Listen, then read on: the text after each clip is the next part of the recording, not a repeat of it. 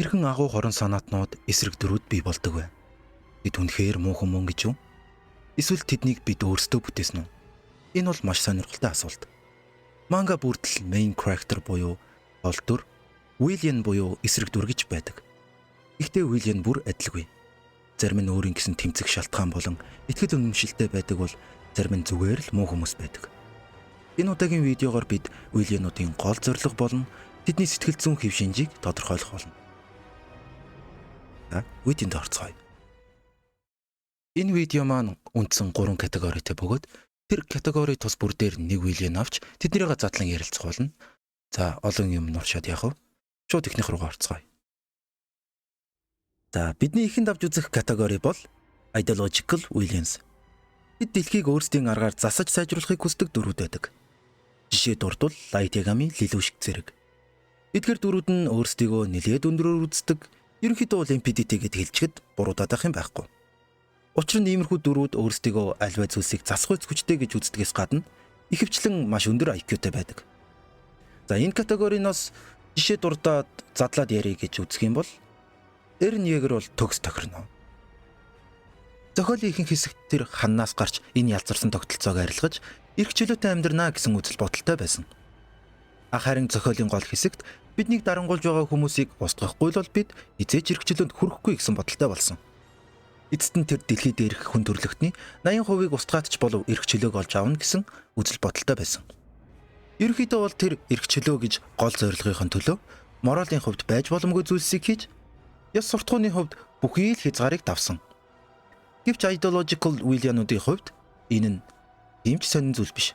Учир нь тэд өөрийнхөө хийж байгаа зүйлсийг ихэвчлэн зөв гэж боддог. Тэд өөрсдийнхөө хийж байгаа зүйлээрээ хүмүүсийг болон дэлхийг илүү сайжруулж засаж байна гэсэн үзэл бодолтой байдаг. За дараагийн категори бол The Broken Villains гэсэн категори.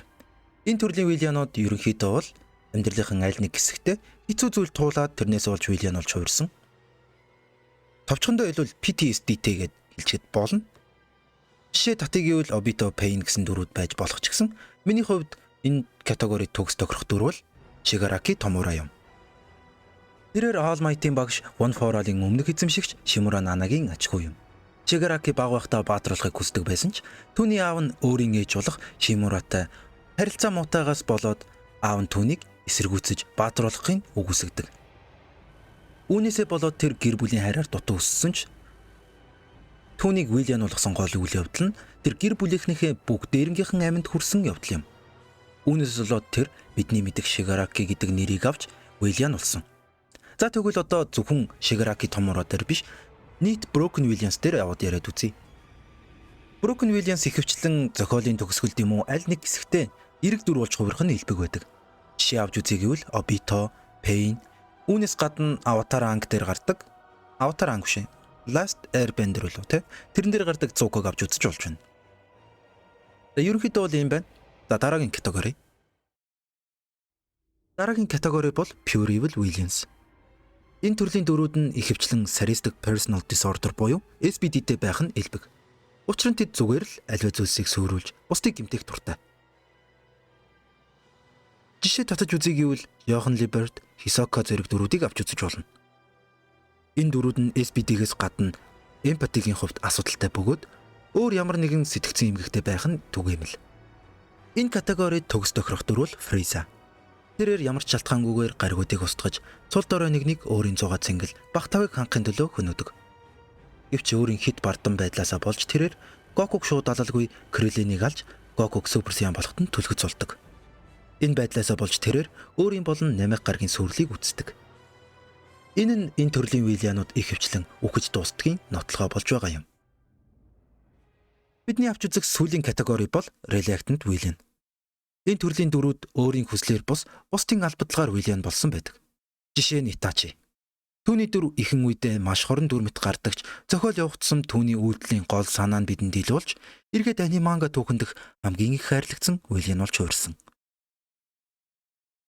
За манайха лайк болон саб дараарай. Энэ бичлэгний хамгийн гол юм нь одоо гарч байгаа шүү. За окей.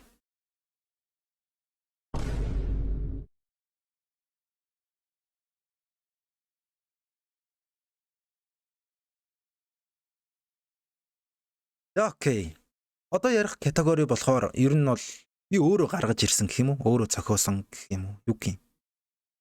Ер нь ингээд вилянуудыг судалж явж байхад иймэрхүү юм байгаагүй л дээ. Гэхдээ perfect villain гэж категори өөрөө гаргаж ирлээ. Яагаад зарим хорон санаатнууд мартагдлаггүйгээр бидний дунд домог болон үлддэг вэ? Баггүй судалгааны үүднээс харахад 2 болон түүнээс цөөнгүй виляныг хэв маягийг агуулсан эсвэл маш сайн backstoryтэй дөрүүд л бидний сэтгэлд ойрхон үлддэг. Жишээ дурдъя гэвэл Aizen. Тэрээр MPDT бөгөөд маш өндөр IQ-тан дээр өөрийн зорилгын төлөө юг хийхэд бэлэн байдаг. Энэ нь түүнийг ideological villain болгож байгаа боловч тайван хэрнээ, харгас, бусдаас хэтэрхий давсан саристик гэмээр үйлдэлүүд нь түүнийг өөрийгөл болгож байгаа зэрэг нь түүнийг олон талаас нь харж болохыг харуулж байна. Энд тэгтээ барьцгүйлтэй. Хүмүүс ер нь ихэвчлэн өөртөөгөө ижил боловч айц төрөлм вилянуудыг л үздэг. Тийм болохоор танд ч бас өөрт чинь perfect villain байгаа байх гэж бодож байна. Та өөрийн дуртай эсвэл өөрийн perfect villain гэж бодсон дүрээ комент хэсэгт үлдээгээрэй. Бас яагаад гэдгээ хэлвэл сайн байна. За тэгээд эцэст нь өөрийн хамгийн дуртай villain болох Griffith-ийн үгээр энэ удаагийн видеогоо төгсгөе. There is one thing I can do for them. It is to win and keep winning until I attain my dream. My dream is already smeared with blood. I don't regret. I don't feel guilty, but I'd rather sacrifice myself than watch any more innocent children die in the name of my dream.